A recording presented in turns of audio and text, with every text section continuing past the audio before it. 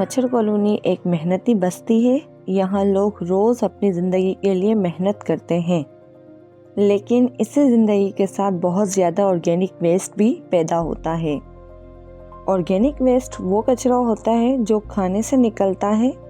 Organic waste जैसे कि आपके फलों के छिलके हो गए या आपकी सब्जी के छिलके हो गए और टी वेस्ट हो गए।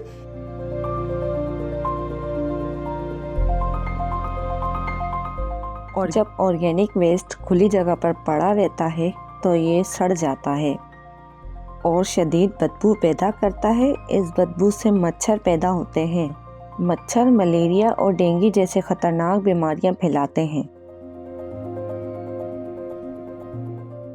मैं मोहम्मद नासिर वज़ीर, मैं मच्छर कॉलोनी की मेरी पैदाइश है। आप विज़िट करें मच्छर कॉलोनी का तो आपको हर जगह पे कचरा ही कचरा मिलेगा और तकरीबन हॉस्पिटलों में, क्लिनिकों में आपको बीमारी ही बीमारी मिलेंगी। तकरीबन यहाँ पर लोग डॉक्टर्स इतने हैं कि इतने किसी इलाके में नहीं होंगे, क्योंकि इस इलाके में बीमारी ज़्यादा है, कचरा ज़्यादा है, गंदगी ज़्यादा है। हर जगह जाओ आप कहीं ना कोई गंदगी मिलेगी आपको। किसी घर के पास, किसी के घर के सामने फेंक के चले जाएंगे कचरा। कोई ऐसा निज़ाम ही नहीं है कि लोग, कोई ऐसा समझाने वाला ही नहीं है इन लोगों को कि किस तरह ज़िंदगी गुजारनी चाहिए, कैसे साफ़ सुथरे माहौल में रहना चाहिए, गंदगी को बिल्कुल अपने से दूर रखना चाहिए। मगर कोई समझाने वाला शायद ऐसा कोई अभी तक मच्छर कॉलोनी में नहीं आया। मक्खियाँ जब गंदी जगह से खाने पर बैठती हैं तो पेट की बीमारियां पैदा होती हैं, जैसे डायरिया और वॉमिटिंग। बच्चे और बुज़ुर्ग इस गंदगी से ज़्यादा मुतासिर होते हैं क्योंकि उनकी इम्यूनिटी कम होती है। इसी वजह से बुखार और पेट के मसाइल बढ़ते हैं।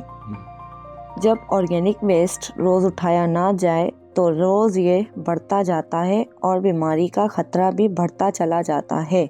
ऑर्गेनिक वेस्ट का सोल्यूशन रेजिडेंट्स के पास खुद भी मौजूद है कि वो ऑर्गेनिक वेस्ट को इजीली सर्टेन ट्रीटमेंट के साथ वो कंपोस्ट में कन्वर्ट कर सकते हैं और अपने ग्रीन बेल्ट्स में और गमलों वगैरह में यूटिलाइज किया जा सकता है। एक जो पीस ऑफ लैंड है वहाँ पर हम सैनिटरी इंजीनियर्ड लैंडफिल साइट बनाने जा रहे हैं, ठीक है।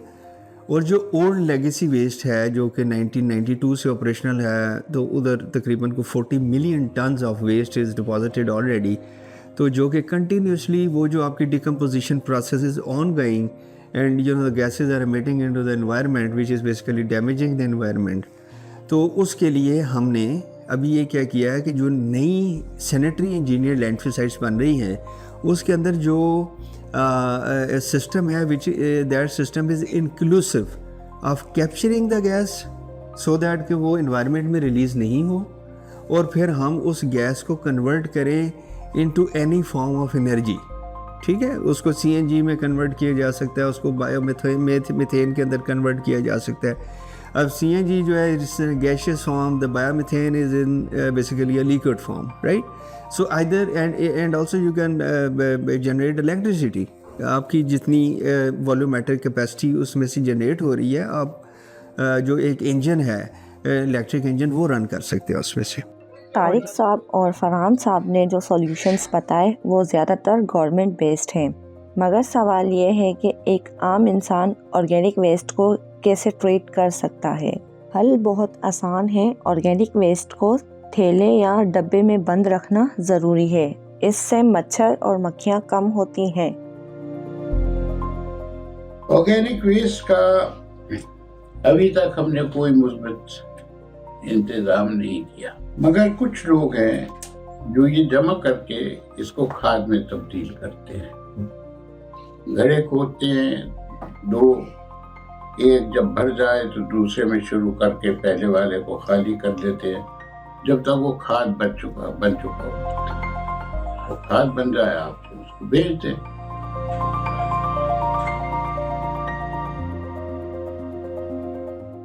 मगर इसके लिए थोड़ी सी जगह चाहिए, वो कम से कम 120 फुट की जगह चाहिए उसको निकालना, सॉर्ट आउट। अब वो आपके इलाकों में है या नहीं है वो दूसरी बात है। ऑर्गेनिक वेस्ट अगर गलत जगह पर हो तो ये बीमारी का सबब बनता है, और अगर इसे सही तरीके से संभाला जाए तो ये सेहतमंद ज़िंदगी का आगाज़ होता है और इससे फ़ायदा भी उठाया जा सकता है।